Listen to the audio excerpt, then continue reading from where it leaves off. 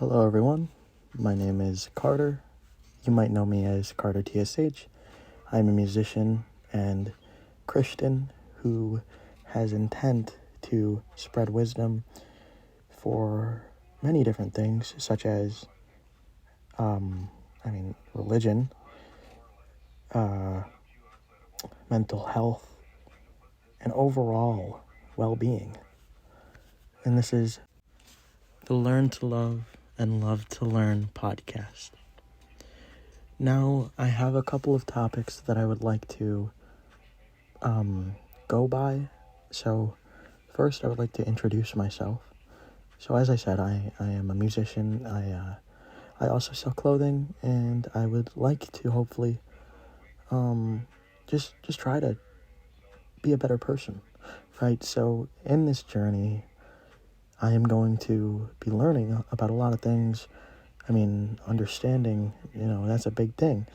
I want to bring on many different people, but for now, I want to focus on things that I experienced and things that I can talk about freely because I have experience with them. So, starting off, I would like to go by religion. And if you are not religious, you can skip this portion.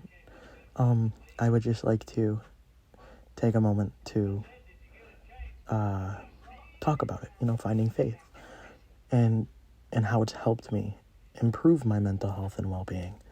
So, yes, I am a Christian of the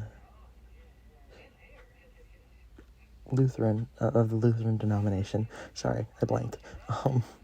And I found God and the Lord recently, actually.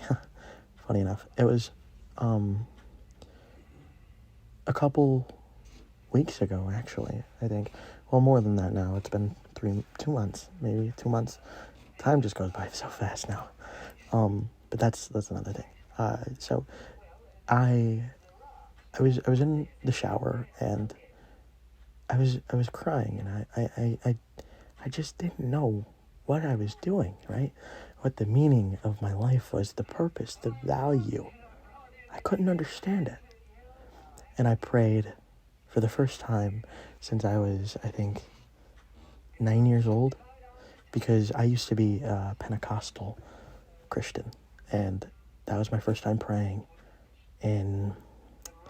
from 9 to 16, so yeah, it was a long time. I felt a warmth, and not like some unbelievable spirit just came in before my eyes. No, I felt a warmth, like I was being heard for the first time in a long time, like I was being seen, right? Because that's the problem with a lot of people with mental health issues, right? We feel unseen, we feel unheard, and we'll do anything to have that. I remember vividly, I was crying, and I felt so vulnerable. I felt so weak, so fragile. But in that vulnerability, I learned that it's okay to be vulnerable. And that vulnerability is the only way to understand. Even through that prayer, he instantly gave me another opportunity to repent. That's motivational. That's inspirational, right? That's something of value, right? How could someone be so pure, right? And then I realized we can. We can't be perfect. We'll never be perfect. Don't get in a perfectionist paralysis, but we can be good. We can be disciples, we can learn. Dedicate your life to learning and loving to learn and learning to love, right? That's the whole message, whether you're Muslim, Jewish, right? Christian, or anybody else. We have to learn to love. That's important, right? That means something. And it brought me solidarity and peace. I felt as if I was just alleviated, right? Because my whole life I'd been questioning the purpose or meaning till I realized my meaning and my purpose is what I make it. And that's going to segue me into the next topic I wanted to talk about. Mental health. A lot of the times, and if you're wondering, I am diagnosed clinical depression, bipolar disorder, autism spectrum disorder, and I had just done actually another psychological evaluation to test for more things because, yeah, but I'm not going to let that define me, right? I mean, that's a diagnosis. I'm not going to let it define me. I mean, yeah, some jobs I can't have, some things I can't do, but I can, right? I mean, if I really prove myself and I work hard, I will be able to surpass those expectations that were set, right? I mean, I'd like to believe that. It's good to have hope. Hope is good. Hope keeps us youthful. Hope keeps us passionate, right? And disciplined, and that is important in healing. And I think a lot of people don't realize healing hurts. The truth can hurt. Consequences can hurt. But it's inevitable. It's inevitable. So why try to escape it? It's inescapable. Don't live your life as if you're going to be perfect, because then you're not.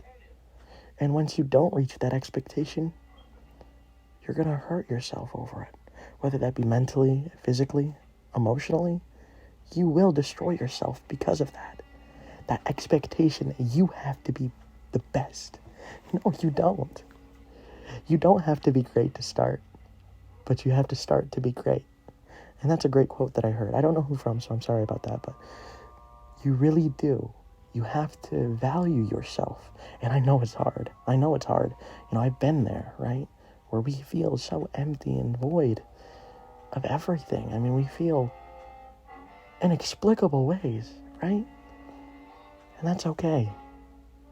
Just don't dwell in it. Don't manifest it. Don't allow it to create your personality. Don't make facades around it. Address the issue, right? Because that's what every good leader does. That's what every good, a role model, a philosopher, person, like anybody, anybody does that.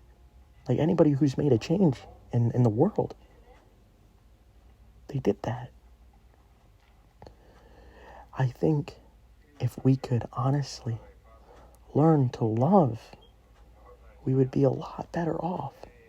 Because all of our hate is a reflection of ourselves. And as much as people deny that they hate themselves, a lot of us do. We can't live with that hate. Hate is not good for your heart. I mean, with love, we bear the risk of hatred, right? But love will never hurt you. Somebody who doesn't know how to love will hurt you. And that's okay. They haven't learned. And maybe they'll never learn because they never experiment. They never try to. But all we can do is try to help them or try to just be ourselves and get around it, right? I mean, we can't be perfect. We can't. Just do your best. Because you don't have to be the best. You just have to do your best. And I know, right? At that, the so-said light at the end of the tunnel, I mean, it seems far, far away. And sometimes we just want to run through that tunnel. But here's the thing. That tunnel is full of advice and scriptures and texts that are so meaningful, right? That is where we learn our empathy. That is where we learn everything. And if you just try to run through it, I mean, chances are you're going to fall, right? I mean, it's dark. It's a dark tunnel. And that's why they say the light at the end of the tunnel, right? Because it's dark. What happens next? You fall. And you get back up. You're hurt. You don't have any way to heal, right? So now that tunnel is longer. The light seems further. But it's in those moments where you have to find solace. We have to then read those texts and learn to heal. Even though healing hurts, it's a necessity. Even though change hurts, it's a necessity. There's 3 C's to life. Choices, chances, and change. Right? Because we have the choice to take chances to make changes, right? But a lot of the times we're afraid and we don't do it. And we let that fear and anxiety and just fear of loss of control or embarrassment, we let that dictate our lives, right? But why? Think about it. Why? Why should you let it? Don't. The only way to expand your comfort zone is by stepping outside of it. You have to go and talk about those things that make you uncomfortable and do those things that make you uncomfortable. Obviously, you have to set boundaries. You have to set rules and weigh risks, right? But you have to step outside of the comfort zone to expand it. The comfort zone is not just going to expand by itself. And if you think that it's uncomfortable,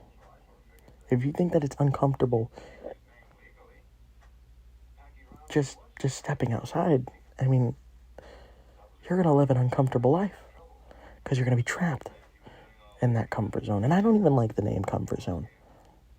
I prefer the name comfort net, right? Because it's a net. We can fall back on it. It'll break our fall. We have people in that net, safe spaces, but we don't stay in that net forever. We have to take those leaps. We have to take those jumps. And if we fall back into the net, it's okay because that net is there, right? And not everybody has the same net. Some people don't even really have that net. But you have to find one, or you have to make one. The thing is we have to carve our own path.